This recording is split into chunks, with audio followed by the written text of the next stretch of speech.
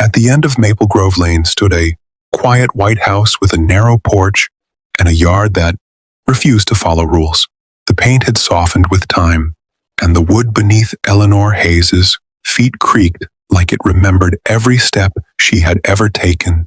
But it wasn't the house people noticed. It was the garden. Roses climbed the porch as if they had chosen it themselves. Lavender spilled across the stone path, brushing gently against passing feet, and near the fence, tall sunflowers leaned toward the sun, always reaching, always alive. Every morning, Eleanor stepped outside with her old watering can, 72 years old, slow but steady. She paused at the top of the steps.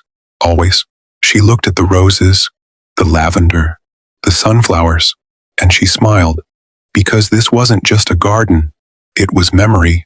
Her husband, Thomas, had planted the first rose, said every home needed something beautiful at the entrance. The lavender came years later, when life got quieter, and the sunflowers. Those came just before he was gone. They grow tall, he told her once, so something here always stands strong. Now, years later, they still did. Eleanor walked slowly through the yard, watering each plant like it mattered, because it did. She whispered sometimes, small things. "You're doing all right." He would have liked this. Neighbors slowed when they passed. They didn't always understand why, but they felt something. Warmth, calm, life. Except one person. 3 houses down.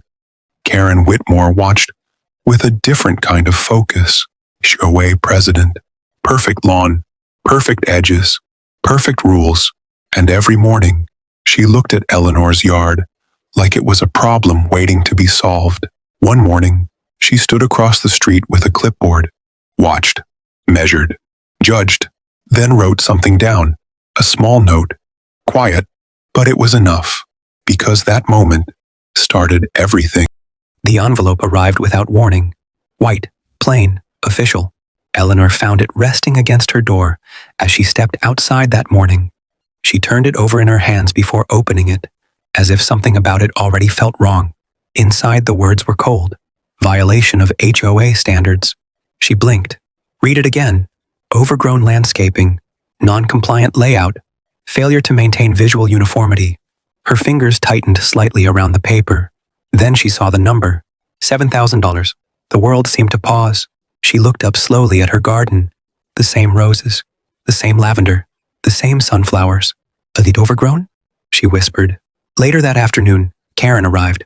Heels clicking against the pavement. Clipboard in hand. "I assume you received the notice." Eleanor nodded slowly. "These flowers, they've been here for years." Karen didn't look at them. "The guidelines have changed. They're not hurting anyone. This is about maintaining standards." Eleanor hesitated, then said quietly, "My husband planted these." A pause. Brief. Then, "That doesn't matter." The words landed heavier than they sounded. Karen turned and walked away. Just like that. No argument. No emotion. Just rules. Eleanor stood there, holding the letter, looking at the garden that had carried her through loss, silence, and time. And for the first time, it felt like it was being taken from her. It happened too early, before the street woke up, before the sun fully rose. Eleanor heard the truck before she saw it. The engine didn't belong in the quiet of that morning. She stepped outside. "What's going on?" No one answered. Workers stepped out, tools in hand. Machines started. The sound cut through the air. Sharp, unnatural. Eleanor's heart dropped. "No, wait, please." But it had already begun. Blades moved through stems. Roses fell. Lavender disappeared. Sunflowers, tall, proud, unshaken, were cut down like they had never mattered. Eleanor rushed forward, her hands trembling. "Please stop." But the machines didn't hear her. Or maybe they didn't need to. Karen stood nearby, watching, arms crossed. "This is enforcement," she said. Eleanor dropped to her knees, trying to gather what she could. Petals, stems, pieces of something that used to be whole. But it was too late. Within hours, the garden was gone, reduced to dirt, empty, silent. That evening, Eleanor sat on her porch, the watering can beside her, nothing left to water. nothing left to tend, and for the first time in years, she didn't speak. The next morning felt different.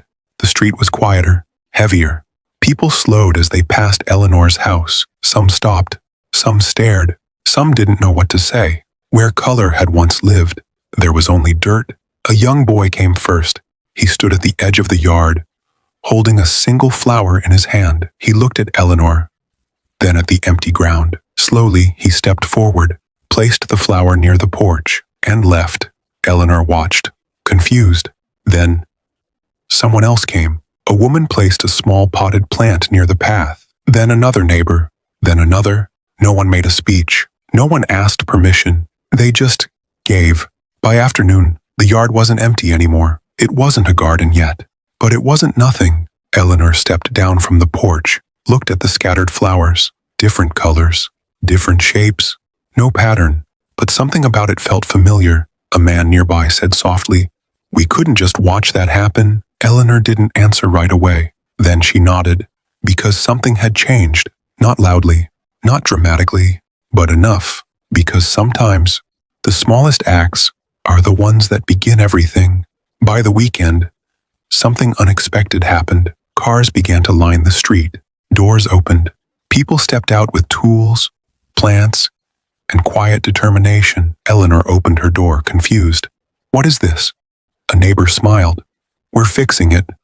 You don't have to. We know." And they began. No leader, no plan, just action. Hands in the dirt, voices low. Children planting seeds, adults rebuilding flower beds. Someone hanging wind chimes where the old ones used to be. Piece by piece, the garden returned. Not the same, better. Because this time, it wasn't just hers. Karen watched from across the street, silent. Because this couldn't be controlled. This wasn't one person. This was everyone. And rules don't work when people stop being afraid of them. Days later, the garden bloomed again. Color returned. Life returned. But something else had grown too. Connection. Eleanor stepped onto her porch like she always did, paused, looked across the yard. But this time, she wasn't alone. Neighbors waved, stopped, stayed longer. The yard had become something more, not just memory, community. The HOA fine quietly disappeared. No announcement, no apology. But it didn't matter, because something bigger had already happened. Karen still had her perfect lawn, but Eleanor had something stronger. That evening, as the sun cast golden light across the flowers, Eleanor smiled, a little wider than before, because what had been taken had come back. Not the same, but fuller, warmer, alive in a way it had never been before. And for the first time in years, it didn't feel like she was holding on to the past. It felt like she was part of something new, something growing, something that would stay.